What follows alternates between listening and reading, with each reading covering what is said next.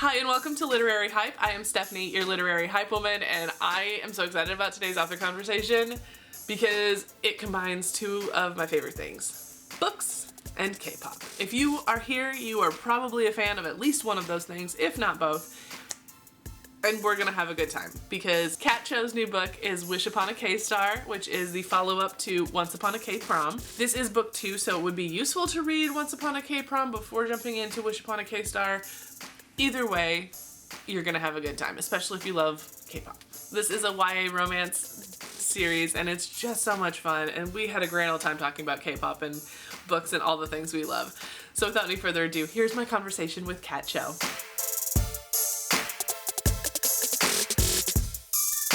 Welcome to Literary Hype. It's so exciting to get to talk to you about your new book, Wish Upon a K-Star.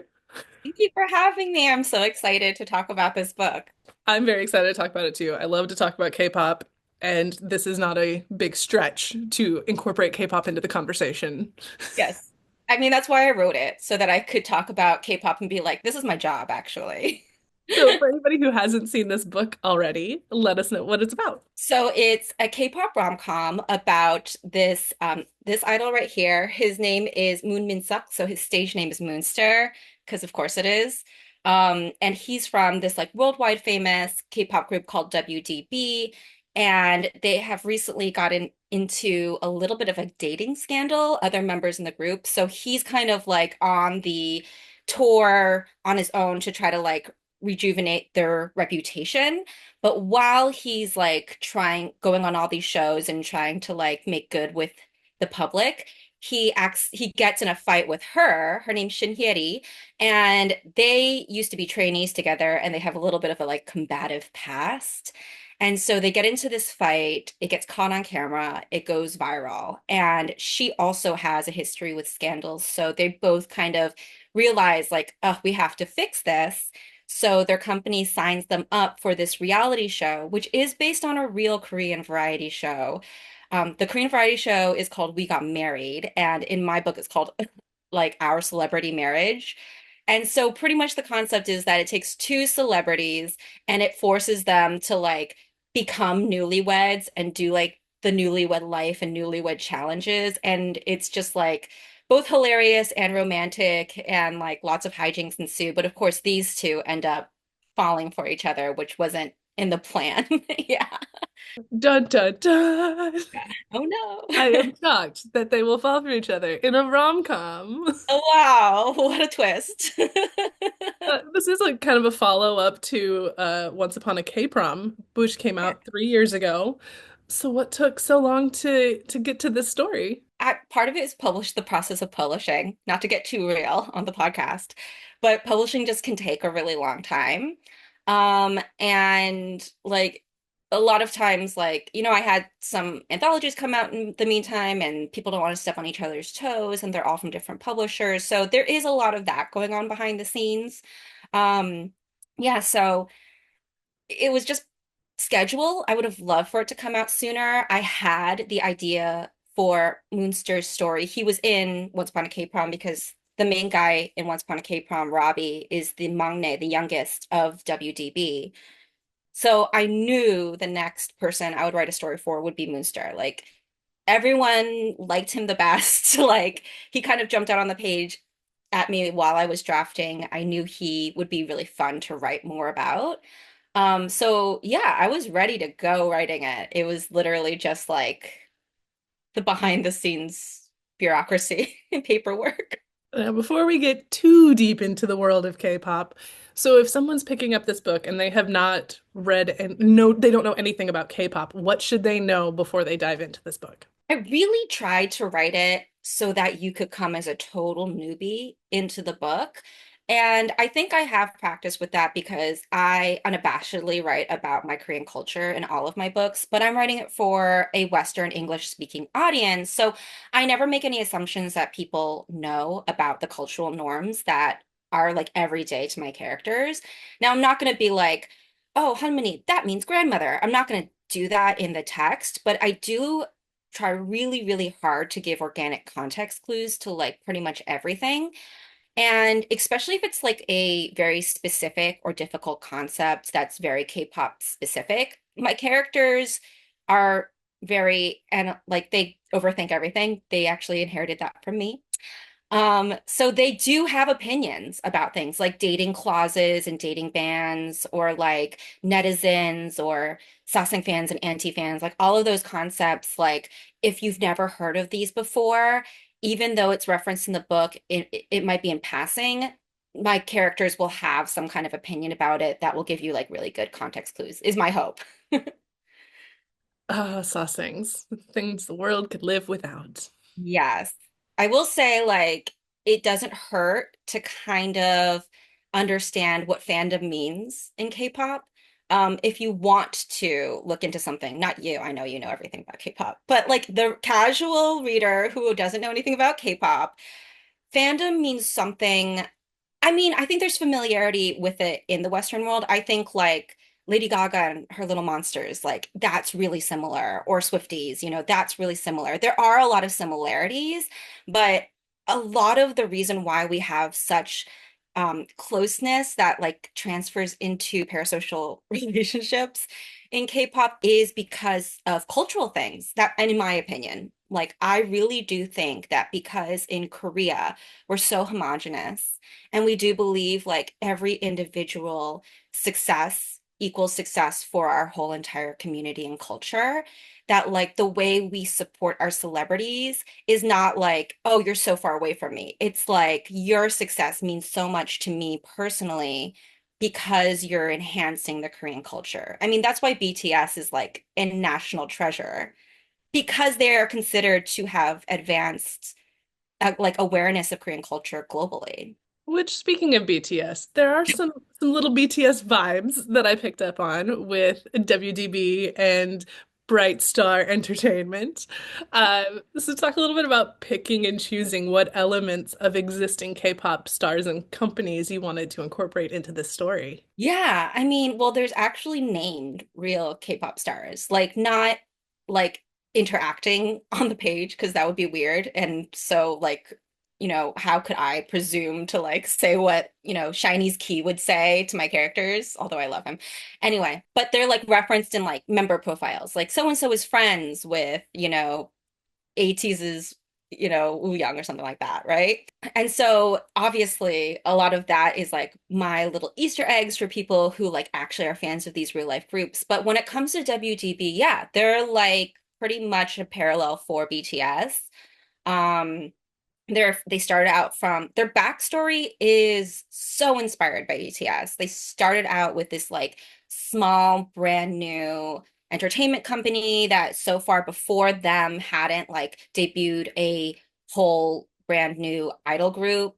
It was a very small company that was not part of the big three at the time, and so they struggled to get onto broadcast and radio shows and TV shows and all that stuff. And they weren't treated with a lot of respect. And like, I know this is so sad to hear because like now probably people are thinking, wait, BTS went through that. And yes, they did.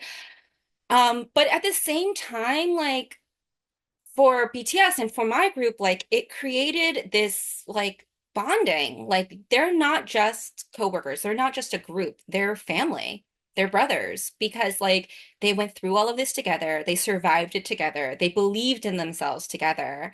And so I really wanted that kind of a vibe in the group, where like even if they're fighting, which they kind of are in Wish Upon a K-Star, like, but even if they're fighting, it's not like two celebrities are fighting. It's like brothers are fighting and like the emotional ramifications of that. And so in that sense, like, yes, they're very based on BTS's background because I just wanted them to have that really deep, deep connection with each other. As soon as I read that, I was like, oh, I know where this story came from. Yes. So there is a line of one of them talking about how as a celebrity you don't belong to yourself, you belong to your fans. So talk a little bit about you touched a little bit on the cultural implications of that, but diving deep into that world in K-pop and K-dramas and what that means for the actors and their lives. I think people are going to have varying opinions about the idea of that, right? Because I do think it's very fair to say, like, just because your celebrity doesn't mean you're not still like a human being with like your own needs for a private life and for privacy. And I think like it comes up a lot more and more nowadays with more people because of influencers, right? And social media and the fact that like you don't need a big like media company behind you in order to become celebrity status.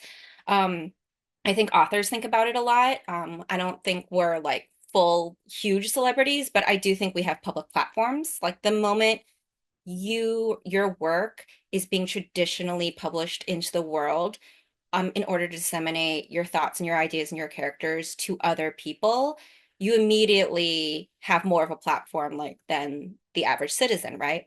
So I think about that a lot for myself. Like if I'm going to post something on my social media, and it's an opinion, like is this an opinion that's needed? Is this an opinion that would cause harm, right? So I do think that it's something that's a reality. And especially in K-pop, like I said, like because the primary audience, like when K-pop was first developed, and even sometimes today, I think like a lot of companies do target a lot of new materials to their Korean-based audience first, because they're just geographically closest. So the primary audience like has such access to these idols. There's like it's not just that you release a music video and you're done. You go on like 2 weeks of music shows where the audience is your fans and they're like in your face. They're like so close. I don't know if you've ever been to a music show in Korea, but like you're literally right next to the stage and they're talking to you. There's high touch, which is literally you're touching the K-pop idol. Like there's fan calls, there's all this stuff. So there's such access to them. And because of that, the fans do feel like these idols are their friends. Like I don't want to go so far as to use the word belonging to them. I think that's like really, you know, that's really gray area. But I That do verges more into Sasang territory. it does, which like I am very cautious about because it's just a slippery slope. But I will say like there is so much that an idol has to be aware of in their actions because it's not just like, okay, all my public facing stuff is only my music, right? That's not true. They're on variety shows, they're on radio shows, they have their own YouTube channels with their own variety shows. Um, they have like they do lives all the time. They're not really like living just for themselves anymore. But they're also a lot of them are starting out as teenagers. And so it's like really an important thing to discuss. I think like it goes too far sometimes with like the expectations that fans have for idols. But it is something that is true in their lives that they're not just living for themselves anymore. And we kind of saw that play out with Suga and his scooter incident of basically having to dox himself and out where he lived just to prove he wasn't lying about what happened. Yeah, and the thing is like because fans to okay, to give fans the benefit of the doubt, right? With a lot of these instances, I do think when they're like, look, I found this CCTV footage of him, it's not because they're trying to dox him or they're trying to like do malicious things, unless you're like an anti-fan, right? But I think like sometimes the best intentions can have the worst results, where you do dox your favorite K-pop idol, or you do accidentally post the wrong video of the wrong person and it gives the incorrect context to a situation that might have legal ramifications, referencing the Yoongi situation. So it's just fans because there's so many of them, right? So like it's not just like, okay, here are my 20 fans and like let's have a talk and you all understand we're all on the same page. There's like thousands and thousands of them. You can't control the mindset and the actions of all of them. And sometimes it floods out of control. Like it does in the book. Yes. But we won't go into that because I don't like spoiling things. But there's some tension there. There's tension. It's very melodramatic. I will say, like, I think this book is way more melodramatic than the first one. And I had like a serious talk with my editor. I was like, did I go too far? And she was like, oh no, we love it. And I was like, okay. But I did wonder if I like went too like full melodramatic K-drama styles with it. So your main character, Moonster, he is visually based on, from ATEEZ. Yes. ATEEZ girly over here. Yes. And is the other half of my future second husband, Mingy. So what was it about that made you want to incorporate him into this character? So it's so funny because what I liked about, as a visual comp, so he's the visual comp, not the personality comp, which I want to clarify to people constantly because I don't want people to be like, this isn't anything like, he would never do this.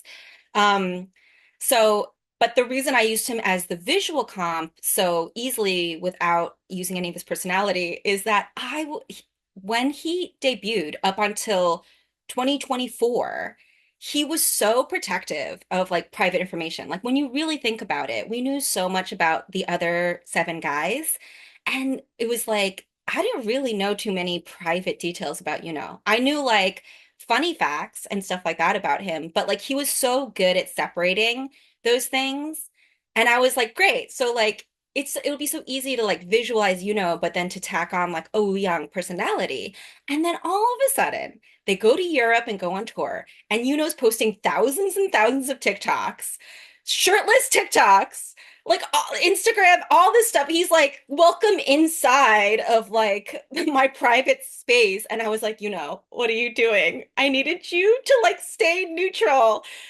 But I mean, I'm not mad about it, but it was a really funny moment for me because I really just thought like he would be like the most neutral person to choose.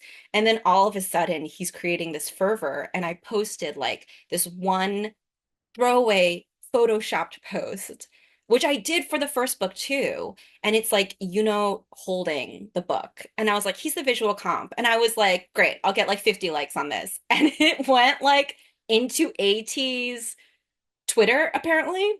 And I'm not on Twitter anymore, but like I was informed by one of my ATE friends. She's like, you're on AT's Twitter. It's like, oh Oh no, or oh yes, because now all these people are going to discover your book because no. is holding it. They were so nice. I love 18E. I mean, they're like every fandom, I think, is as distinct as a group themselves. And 18E is like, I don't know. Can you have a fandom bias? They're one of my fandom biases. It depends on the moment, I think, too. That's true. That's true. There's always 'Cause outliers. I love Army, but sometimes it's real stupid. I think, yeah, I think like I'm just mostly talking about like the average general 18E, not the like extreme outliers.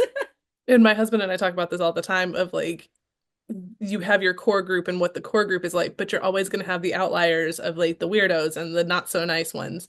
And keeping that in mind that it's not just one person or one small group within the big group that dictates what the group is really like. Exactly. Yeah. And I think like I mean that's true of any group the bigger it gets, right? Like with any social norms, not to get through it too like into like the anthropology of it all or but I do think like I have learned over my, decades of being a K-pop fan because I became a K-pop fan when I was like, I don't know, like in elementary school, at this point. But like, I used to be like, oh, clearly all Super Junior fans are like this one horrible person. Like, and I would feel like, oh, just stay away from them because I heard this awful thing that they did. And as I've gotten older and as I've like seen the nuance of it, I do realize like those are definitely extreme outliers. And it's easier to like kind of take a step back and not judge the group by that person. And with you've done a lot of aesthetic posts with pictures of him. And so I had to know how many pictures and videos did you download of for all these aesthetic posts? Oh my God, I have a whole folder. And you know what he did though? Like he started posting way more on his Instagram. So I would definitely like, and it comes up on my feed. I'm not even searching for it. I think the algorithm just knows I'm looking for it. But I just, yeah, if I, it's like, it's like all, I mean, and she's the Go Yoon Jung is the girl inspiration. It's just like all of these, like, yeah, from his Instagram. These are all like him. I understand this. I have so many pictures of Mingy that I took at their concert, and it's fine. He's the background on my phone. My husband was not very happy when I made that decision. He's like, I've never been the background on your phone. And I'm like, well, you're not Mingy. He just needs to like style himself like a K-pop idol and do a whole photo shoot, and maybe he can be in the running. But he has to put the effort in, clearly. He might go to Stray Kids in Chicago. I Uh, think once you see someone live, it changes your perspective of K-pop. oh, for sure. Like my first concert was Permission to Dance, LA night number two. And I Oh, just went with my, because we were already in California. We found some cheap tickets. So my sister loved him. I was like, okay, cool. And now here we are. I was like, I that's know like five songs. I can't believe that was your first concert. I started real big. Sorry, huge. Yeah. And now I've tasted send off and I will never go back. Oh my gosh, that's crazy. One of the things I love about this book is that you have these little profiles for the characters, which breaks down a lot more detail than you would ever need for an actual character. Like you don't need their blood type or their Myers-Briggs personality type. So what's it like for you to create these, and how does those profiles influence the characters throughout the story? So here's the secret. Every author makes profiles like that. They just aren't allowed to put it in the book because it doesn't like fit like in within a narrative, but because this is a K-pop book and member profiles is a thing in K-pop, I was like, ooh, I benefit from like the obsessive like relationship that fans have with idols and they want to know their blood type, which to be fair, it sounds creepy to a Western audience, but it is a thing in Korea. You ask people, you can ask a stranger what their blood type is because in Korea, we believe that blood type like correlates with personality types, like Myers-Briggs. And like it's why Myers-Briggs blew up in Korea because we love to be like, oh yes, because of this one factor, I know everything about how you're going to respond to like situations. Um, so yeah, so I was just like, oh, great, I get to use this thing that I know every single author already does for their characters and actually like put it in the book. But yeah, I definitely had to catch myself sometimes actually.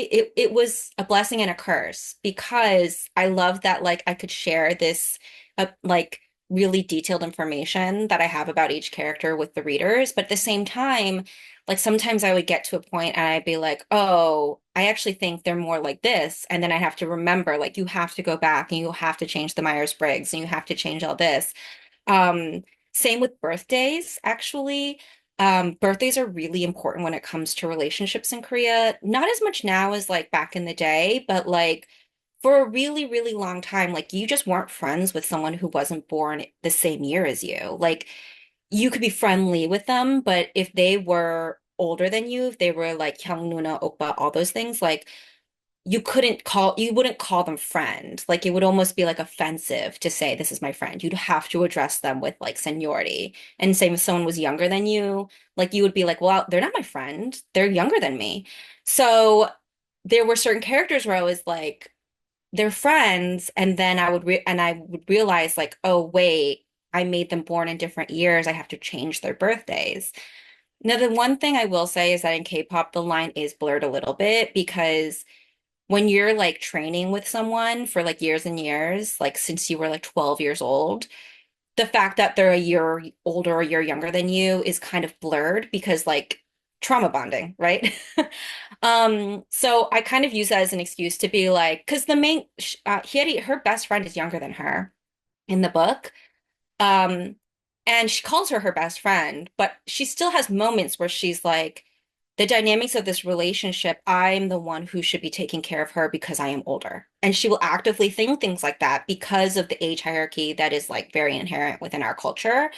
So, yeah, they're just like different things like that where I was like, I made certain details canon, but then if I did something within the text that like that was the, counter to that thing that I made canon on like a, random decision I made like 6 months ago, it was really important for me to go back and fix that mistake. And you touched on her best friend, and the sisterly relationship that they kind of have from being bandmates, but also on the flip side, there's Kim Anna, who's kind of her nemesis in this. Let's talk a little bit about crafting the female relationships in the context of all of this media opinion. I think about this a lot when it comes to like creating friendships between different gender dynamics, whether it's like, boy boy, boy girl, girl girl NB, like, trans characters. I have all of that in my book. So, but I do think that there is a lot of stigma or at least there was stigma from like, you remember like the 2008 era of YA where like there was always like the main girl and she was perfect. And then all other girls in the book were super jealous of her and hated her because she was perfect. And three werewolves were in love with her. And it was like such a discussion, right? Like we would always be like, how come boys can be best friends in all these books, but girls can't have like good relationships? And I'm constantly thinking about that. But at the same time, there is a reality about gender norms within Korean culture where like it is a patriarchal society. So boys are given a lot more freedom to just be goofy and play around and not be judged for that. Whereas if a girl isn't absolutely perfect, her behavior is constantly nitpicked. And it's really heightened in K-pop and in celebrity culture in Korea, where like boys can like just be like the dumbest people like on a variety show. But if a girl doesn't have like perfect hair and perfect behavior and perfect laughter, then people are like, "Oh, she's gross." And the stigma has like slowly been peeled away and peeled away. There's a lot of groups, like one that really comes to mind is Mamamoo. And they were like one of the first girl groups that was labeled a Beagle group. And Beagle groups, not to get too much into K-pop lore, the term beagle is used to describe people, celebrities, when they're like they're just crazy. They're like just like too much energy, like a beagle, like just running around and like falling over things and clumsy and goofy and silly and just hyperactive. And it was very, very much used for boys in a very loving context. Like there's this boy group B2B who I love, and they were a beagle group. BTS is a beagle group. Um, and it was never used for girls because girls, how dare girls would ever act in a hyperactive way. And Mamamoo was the first girl group who was lovingly labeled a Beagle group and embraced for that behavior. And I do think a huge part of it was because they were so undeniably talented. They're like, to this day, some of the best female vocalists in K-pop. And so I think like they helped like break that mold. And so it did create this ability to like let girls not be perfect in K-pop. And I really like did want to show like girl relationships in like that fun, goofy way. The younger best friend in is about to debut in a new girl group. And like my hope is that if I ever get to write another book that features one of them, I really want to show that female, like the more wider breadth of that female relationships and like the complicatedness of it within that group. But there's also reality where like in a culture where the expectation on you is to be perfect, then it goes hand in hand with the idea of are you perfect enough compared to this other person that we think is more perfect, right? Like comparisons just tend to happen when there's more than one person doing the same thing. And so that happens a lot in K-pop, and I think it happens way more for girls and like in such a toxic way where you're comparing one girl to another so much more freely than when you're comparing boys to each other. Boys are allowed to be complicated and individualistic, whereas girls are like, if you're not formulaically perfect enough, then like you get nitpicked in comparison to this other girl. And so that's the relationship with Hyeri and Kim Anna because they were both like the two top contenders in this variety survival show where they were competing to be in a K-pop group and they both made the K-pop group. But Kim Anna was seen as like an angel and she was so perfect. And Hyeri kind of came out because of the decision of the producers and the editing of the show as the villain. And what kind of spurred that on was that she was already getting criticism because people believed she was only picked for the show because her brother was already a famous K-pop idol. And they're like, she was chosen for ratings. And that wasn't true. But once like a salacious rumor is out there, it's hard to pull it back in, right? So she kind of became the villain and Anna was the one, her foil, like on the show. And so like they started out as friends on the show, and then because of the show, they become enemies. And I really wanted to explore like the complicatedness of that dynamic. So you touched earlier on Opa, which is a big part of this book and say using that term. So for people who don't know the cultural context of why that's important, touch a little bit on why calling him Opa was such a big deal for her. Yeah, I actually, have recently been seeing a lot of like TikTok hot takes on it from other like Korean creators where like they don't like that oppa is used for someone who's not related to you. So like oppa, the core of it is the definition is an older brother of a female. Um, so like my older brother would be an oppa, but a boy's older brother would be a hyung, right? So it's different terms. But over time, oppa has also been used as like a loving term for a boy who's older than you. Like if you're a girl, a boy who's older than you that you have a very close relationship with. So it doesn't have to be romantic. It could literally be like the next door neighbor and he was like always protective of you and your best friends or whatever, or you're close, not best friends, but you're close and you start to call him oppa because of that close relationship. And a lot of our labels for each other in Korean are indicative of the closeness or the distance of our relationship to someone.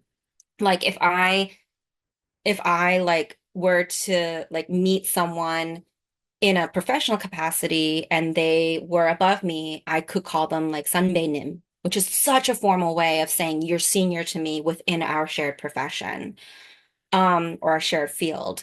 But then if we get super duper duper close, I might start to call him oppa, right? So it's like that, right? So for them, when she was younger, she would call him Oppa. And part of it was because he was best friends with her actual older brother. And the other part was because she had a huge crush on him when she was like 13, 14, 15. And it was a little bit of her being like, oh my God, I get to call him Oppa. Like that kind of a feeling, right? And he let her call him Oppa. But over time, like some stuff happened between them where they like grew distant, and they started to have a more combative relationship. And so she stopped calling him oppa and like started calling him either like very formally sanbe or like Munster she. Like, so a person's name plus she is like kind of like a formal title for someone.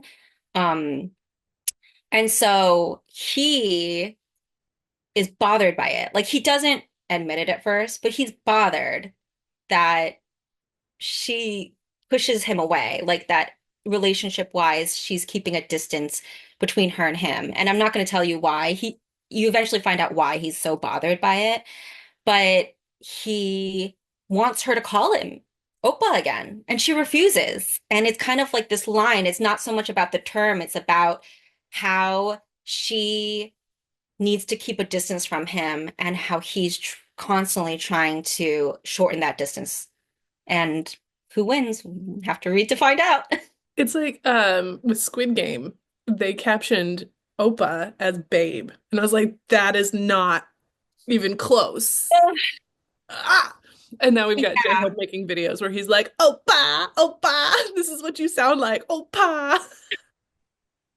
I think I do have an issue with like trying to it's so hard, right? Because like trying to translate a term that has so many different meanings depending on context is really hard. And I actually have met like a Netflix subtitle person who like subtitles K-dramas for Netflix. And I was like, okay, so like why do you guys do it like this? Like, because I'm so curious because I know it's not an exact translation. And I'm like, why did you subtitle it like that? And there's so many rules and I get it. But yeah, that one, don't love it just because it could make people think, hear like a younger sister call her older brother Oppa and be like, ew, you called your brother babe? It's like, no, she didn't, I swear. Like, that's not actually what it means. Cultural context is important. For sure. So this book and the first book in the series are both childhood friends to lovers. What is it about that trope that you love so much? Yeah, I actually hadn't realized I had done that until I had like started like really seriously drafting this book and I was like, oh my God. They were childhood friends and now they're getting together. But yeah, and so I love I think I don't know if I get this from K-dramas or not, but like I love the idea that people are connecting who have had a past connection, whether they realize it or not. And it's such a K-drama thing where like the two main characters meet and they never realize that the boy who had saved her from like the car crash was him the whole time. That kind of a thing. And we love doing it in K-dramas and I love doing it in my books.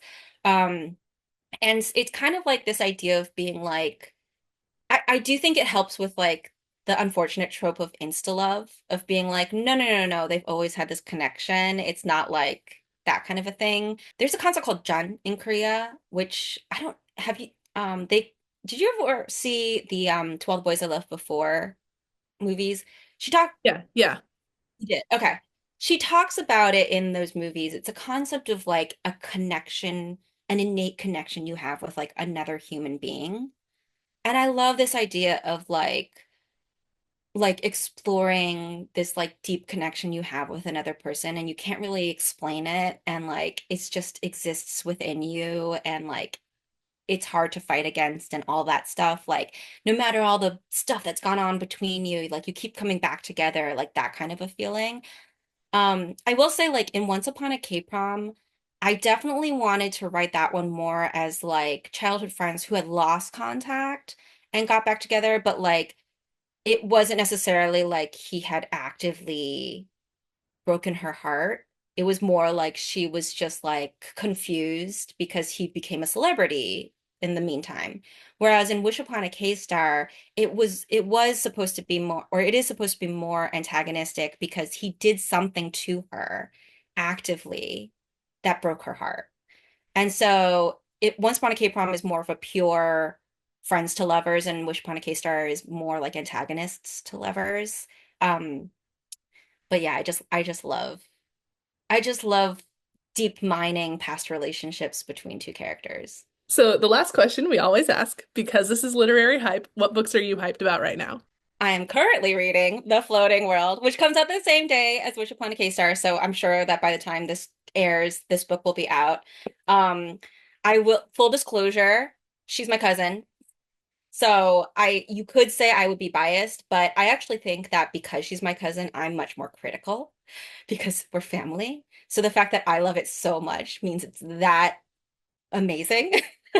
But it's Final Fantasy meets Shadow and Bone is like how they pitch it. And I will say like that is actually a really good way to pitch it because it has all of those amazing like um Final Fantasy slash anime concepts, like the big world building. There's like this floating world, and then there's this like underworld, and then there's the heroine who like has this like light power that she's trying to hide, and then she gets discovered, and then the hero who has like this shadow demon inside of him, and he's a sword for hire, and he's tasked with like hunting her down.